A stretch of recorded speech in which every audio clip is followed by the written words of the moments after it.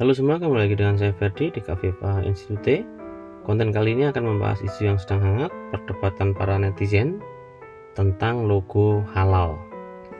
Sebelumnya saya tekankan, konten ini tidak peduli dengan pihak manapun, tapi konten ini hanya membahas tentang analisis logo halal yang baru dengan pendekatan semiotika. Yap, semiotika atau ilmu tentang tanda.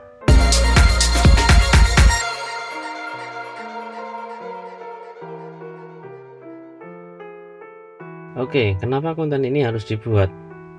Soalnya banyak tuh yang bahas logo baru ini, sampai trending di Twitter.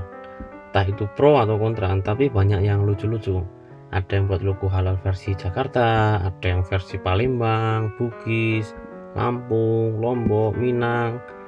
Bahkan ada yang membuat plesetan dari fenomena logo ini, yakni logo yang bertuliskan langka. Soalnya isu logo baru ini bertepatan dengan kenaikan harga minyak goreng.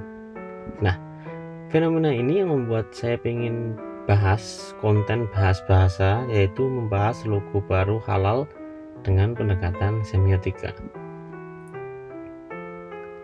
Jadi, kenapa logo ini saya analisis dengan semiotika? Soalnya, semiotika adalah cabang dari ilmu bahasa, dan semiotika adalah ilmu yang mempelajari tentang tanda. Kalau menurut Saussure, semiotika atau semiologi ini memiliki indikasi penunjukan kemiripan, analogi, metafora, atau suatu simbolisme. Nah, bagi Saussure, semiologi atau semiotika ini mengkaji kehidupan tanda-tanda dalam suatu masyarakat. Semua yang ada di dalam kehidupan manusia ini bisa dianggap sebagai tanda. Namun, ada pendapat lain tentang semiotika ini, yakni pendapat dari Charles Sanders Peirce. Jika Saussure dari Prancis, Peirce ini dari Amerika. Mereka sama-sama mengkaji tentang semiotika. Keduanya mirip, yakni mengkaji tentang tanda, tapi kalau bagi Peirce, semiotika dianggap sebagai bentuk lain dari logika. Baik Saussure dan Peirce sama-sama menganggap semiotika sebagai ilmu tanda. Hanya saja ada sedikit perbedaan dalam konseptualisasinya.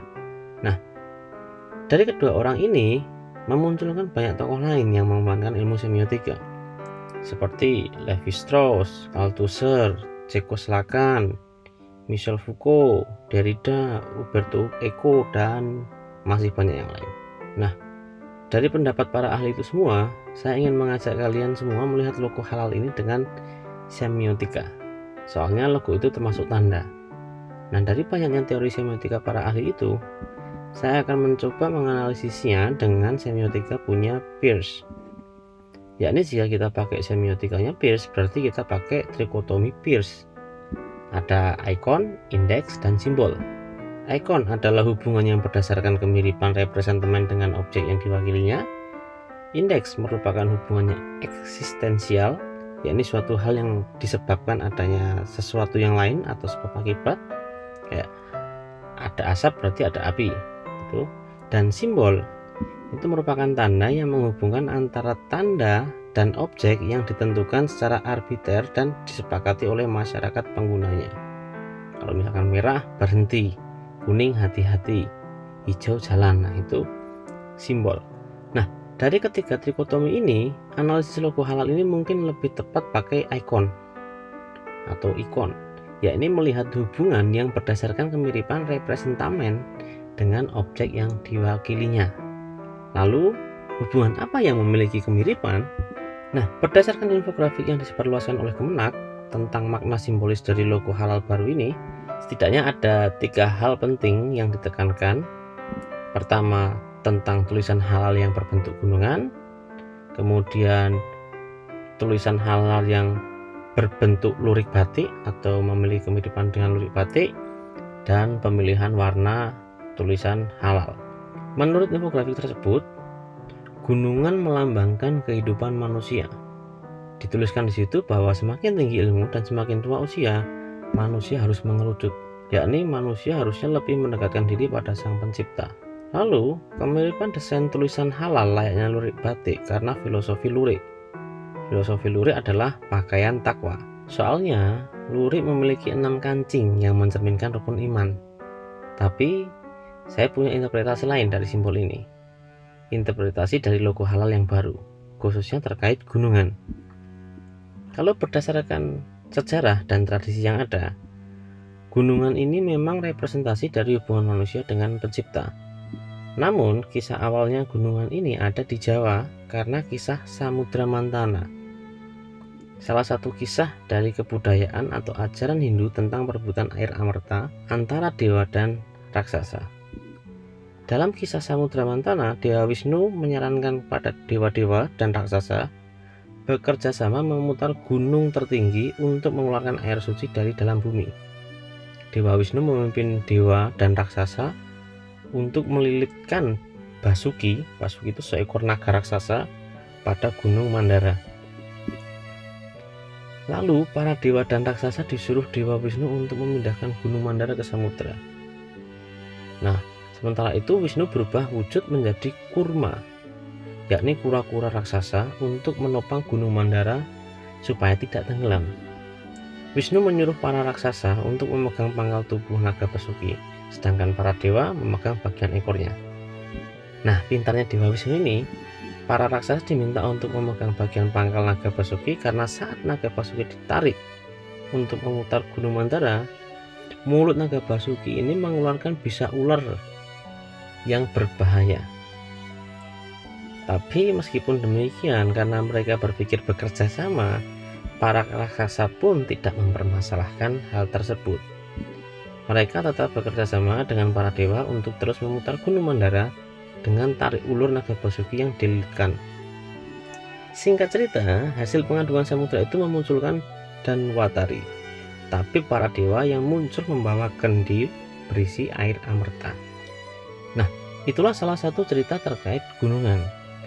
Selain itu, gunung memang disimbolkan sebagai media penghubung antara manusia dan dewa atau sang pencipta. Tradisi budaya Hindu menjadi sumber utama dari konsep gunungan sebagai hubungan manusia dengan para dewa. Lalu, rekonstruksi kebudayaan terjadi bahwa gunung tidak harus dilekatkan kepada hubungan manusia dan dewa.